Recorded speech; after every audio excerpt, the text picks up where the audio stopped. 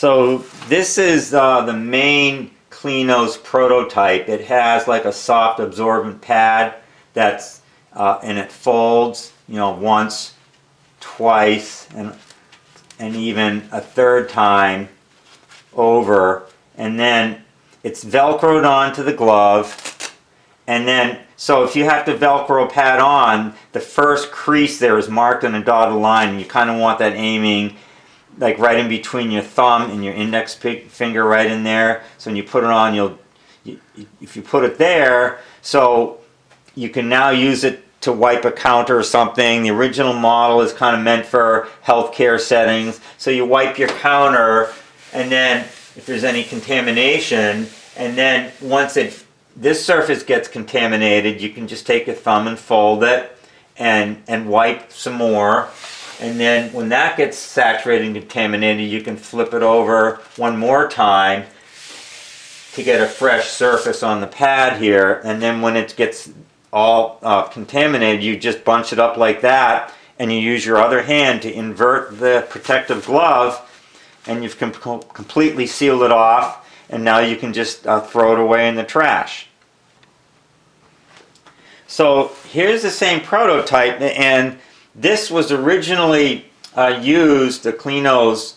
invention, to blow your nose. So it's the same folding action where you can, use it once to, blow your nose, and then fold it again to a fresh surface on the pad, and blow your nose again, and there's fold it with one hand again, and there's one more fresh surface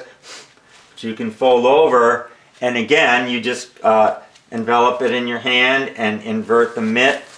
and so you've protected your hands from getting any contamination from the Kleenex, and prevent the spread of germs. And you can now toss this away, and if you have to toss it in your car, you're not going to contaminate your car or anything, or stuff it in your purse if it's not handy, to put it in the trash. Okay, so this design was more meant for blowing your nose, and instead of a latex glove, this Kleenose pad is attached to like a Ziploc, and in this case the Ziploc bag starts off inside out, and so when you invert it the other way, to enclose the spent tissue pad, the zipper will be in the right position. And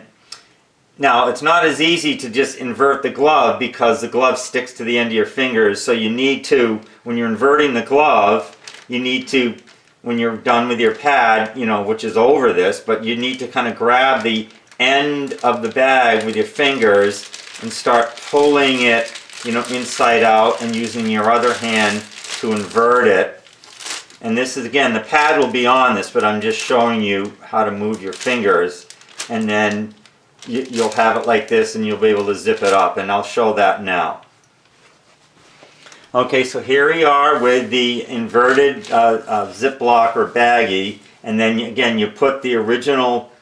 seam aiming kind of in between your thumb and index finger,